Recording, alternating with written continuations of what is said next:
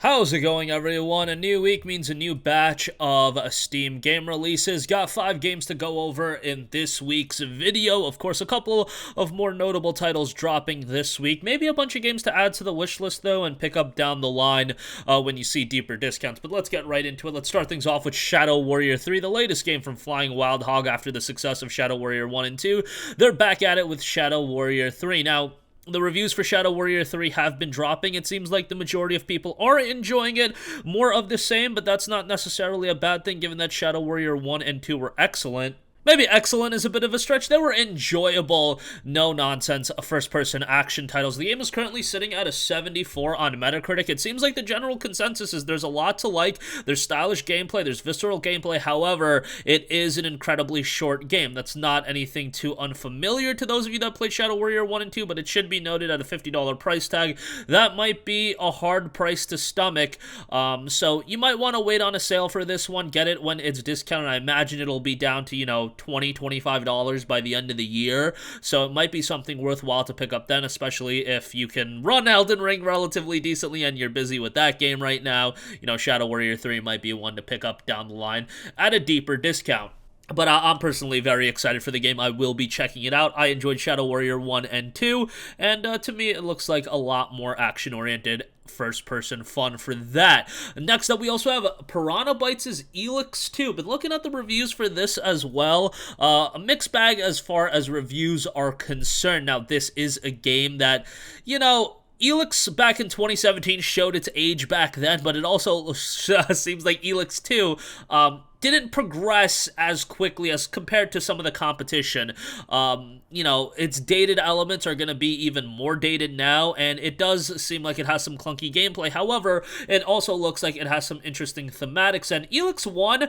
Again, while it was relatively clunky, while it was a bit dated from a game design standpoint, there were elements of that game that I did quite enjoy, but I went back and played it probably like a week or so ago, and yeah, I could even tell. It was like, whoa, man. In 2022, that game was incredibly jarring. It came out late 2017, so it's not like it's that old, but now we have Elex 2, a game that, it's $45 on Steam. However, over on Green Man Gaming, you can get it for like $35 if you are a VIP member, so that might be something to check out. An XP member at that price point, that's obviously a little bit more, a little bit more compelling, but you might even want to wait for a deeper discount than that. There's a lot of high quality RPGs. That market is just very, very competitive. The open world narrative-driven RPG as well. A lot of options there, and I don't know if Elex 2 is going to be one that warrants a full price. Definitely a add to the wish list type title. It's just that, $35 to $45 is kind of pricey on that end.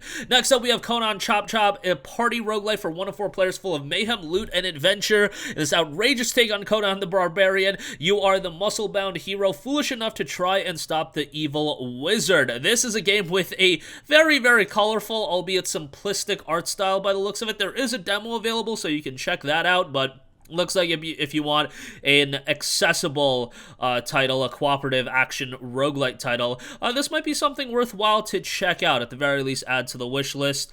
Looks like there's a variety of different skills and whatnot. And again, I'm really digging the cartoony look to it. Kind of reminds me of a bit of like a Castle Crashers or something like that. And obviously, a game like that is right up my alley. But this one's dropping on March 1st. Next up, here's one that definitely caught my eye. What Lies in the Multiverse, coming from Studio Voyager and published by Untold Tales, a bombastic puzzle platformer about worlds turned inside out, shift dimensions at the push of a button, solve brain-twisting logistical riddles, and race through the wilds of the multiverse in a bleaky, hilarious, and hilariously bleak story where everything you know can turn on a dime. Definitely a throwback art style, like you got that pixel graphics type story. It is noted to be a story-driven puzzle platformer filled to the brim with hijinks, chaos, and reality-building adventure. Looks to have some interesting puzzles.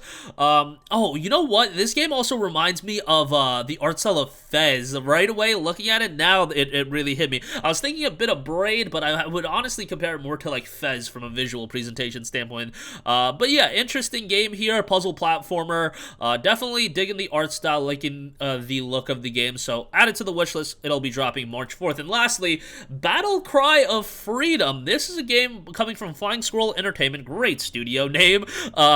that I hadn't been too aware of. Battle Cry of Freedom brings brutal real-time first and third-person combat set in the 19th century America, presenting players with the opportunity to refight the American Civil War as either the Union or the Confederates, incorporating a wide range of weaponry from long-range rifled muskets and devastating artillery to various deadly close combat tools such as bayonets, knives, and sabers. Players will take up the fight for the North or the South, trying to win the day on the bloody battlefields of America. Take part in massively multiplayer battles with up to 500 players simultaneously fighting each other on the same battlefield in a completely destructible and realistic Civil War combat. You know, the game from a visual standpoint isn't blow away, but looks fine enough, and yeah, it's a massively multiplayer title with a lot of players going at it.